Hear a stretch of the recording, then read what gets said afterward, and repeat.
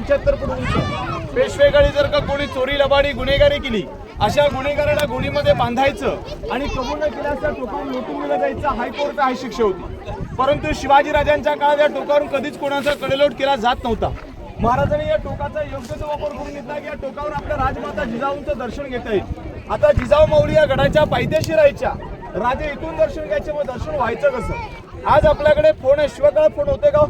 राजाने त्या टोकावर ते घंटी लावली, ती घंटी वाजवतात राजमाता जिजाऊ वाड्याच्या बाहेर भगवा ध्वज घेऊन यायच्या. अभिमानानं दर्शन व्हायचं. याला त्या काळातले शिवप्रेम म्हणतात. ते खरं टकमक आपल्याला पाहतात. इकडे बघा, हे दारू कोठा रायगडाच्या उत्तरेकडचे. या गडावरती सर्वात महत्वाचं दारूसाठा इथे होता का? इथून रायगडाच्या महादरवाजापासून दारूसाठा पुरवतो. दारू कोठा इथे आहे. आता तुम्ही या मार्गाने त्या मंदिरापर्यंत जाणार आहात. माहिती देण्याचं काम माझं आहे, दर्शन जाण्याचं काम तुमचं आहे. पण मंदिराच्या दोन्ही बाजूला आपलं लक्ष वेधलं गेलं ना, तर जे काही वाडे तुम्हाला बघायला भेटले जाताना, हे लोकशाही मावळ्यांची गरज. या गडावरती एक छोटंसं गाव असलं होतं, म्हणजे 3000ची फौज गडावरती राहत होती. त्या प्रत्येक मावळ्यानं राहती घरं रायगडात इथे दिली जात होती. त्यांची लोकवस्ती इथे आपल्याला बघायला भेटते. समोरचे जे मंदिर तुम्हाला लांबून दिसतंय, कोणत्या आकाराचं दिसतंय? थोडक्यात एका मस्जिद वगैरे दिसतं का? शिवरायांचं हेतू नव्हतं कोणत्या जातीला का कोणत्या समाजाला दुखवण्याचा. याच्या मागचं कारण आहे काही गणिमी कावा. राज्य मंदिर सुरक्षित राहील म्हणून त्याचा आकार तसा करण्यात आलेला आहे. फक्त तुम्ही त्या मंदिरापाशी गेलात, चपलाकडे त्या कळसाकडे एकदा बघाच आहे. त्या कळसाच्या खाली कमळाच्या पाकळ्या, कमळ हिंदूंचं प्रतीक, ते महादेवाचं मंदिर आहे. मंदिराच्या समोर आर्किटेक्चर हिरोजी इंदुरकरांचं पायरीवरती नाव आहे, ज्याने 14 वर्षामध्ये रायगडाला घडवलं. राजाने हिरोजींना सहज विचारलं की वाय रोज, आपण या स्वराज्याच्या बांधकाम खात्याचे प्रमुख आहात, आपण आज बक्षीस काय पाहिजे? 4 गावांच्या वतनदार. जहागिरी गड किल्ले.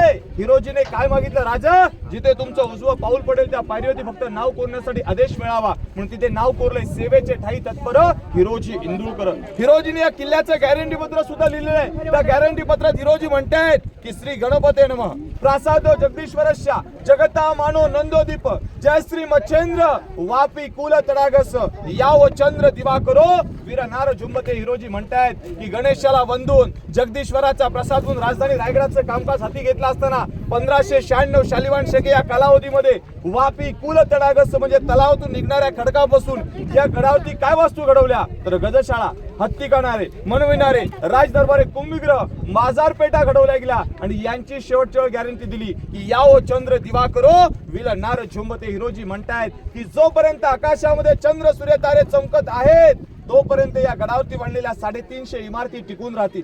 ज्या वेळेला आकाशातले चंद्र सूर्य तारे नष्ट होतील, त्या या गडाचं बांधकाम नष्ट, असं हिरोजीने दिलेलं गॅरंटी पत्र आताचा शिल्पकार देऊ शकतो का?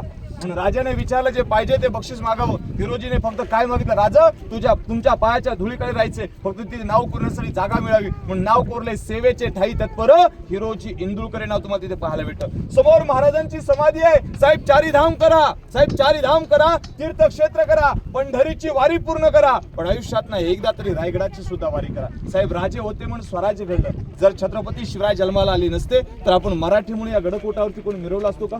या रायगडाच्या मोहिमेला कोणी आला असतात का? आयुष्यात ना जीवनाचं एकदा सार्थक करायचं असेल तर प्रत्येकाने छत्रपती शिवरायांच्या समाधीला नतमस्तक व्हा. फक्त समाधीला गेल्यानंतर जय जयकार ललकारा देऊ नका, ते शांततेचं ठिकाण आहे. साईडला एक वाघ्या नावाच्या कुत्र्याचं स्मारक आहे. त्या कुत्र्यापर्यंत आपल्याला जाता येत नाही, पण वाघ्यासाठी आता 4 पोलीस प्रोटेक्शनचं काम चालू आहे का? कोणासाठी पोलीस प्रोटेक्शनची गरज असली तर एका वाघ्या नावाच्या कुत्र्यासाठी 2 बटालियन तयार केले. टोटल 10 पोलीस काका ते पोलीस प्रोटेक्शनचं काम करतात बघा. इथे महत्वाच्या परिसराची समाप्ती घेताच मी माझ्या प्रत्येक ग्रुपला शेवटचे 3 शेर सांगतो आणि मी माझ्या माहितीला रजा देत असतो. साहेब, पहिला शेर असा होता की घासल्या विणं धार नाही या तलवारीच्या पातीला, घासल्या विणं धार नाही या तलवारीच्या पातीला, आणि शिवचरित्राश वार्त नाही या महाराष्ट्राच्या काळ्या मातीला, या महाराष्ट्राच्या काळ्या मातीला. दुसरा शेर असा होता की अंधार पडला पाहता एकदा दिवा पाहिजे, अंधार पडला पाहता एकदा दिवा पाहिजे, पुन्हा या महाराष्ट्राच्या भूमीला जिजाऊंचा शिवबा पाहिजे, जिजाऊंचा शिवबा पाहिजे. आणि तिसरा शेर असा होता की तांदूळ शिजल्यानंतर त्याला भात म्हणतात, अंधाराला रात्र म्हणतात, पण महाराष्ट्रात राहून जो कोणी छत्रपती शिवरायांना विसरेल तर त्याला हिजड्याची जात म्हणतात, हिजड्याची जात म्हणतात. बोला छत्रपती श्री शिवाजी महाराज की जय. जय भवानी, जय शिवराय. धन्यवाद. जय शिवराय.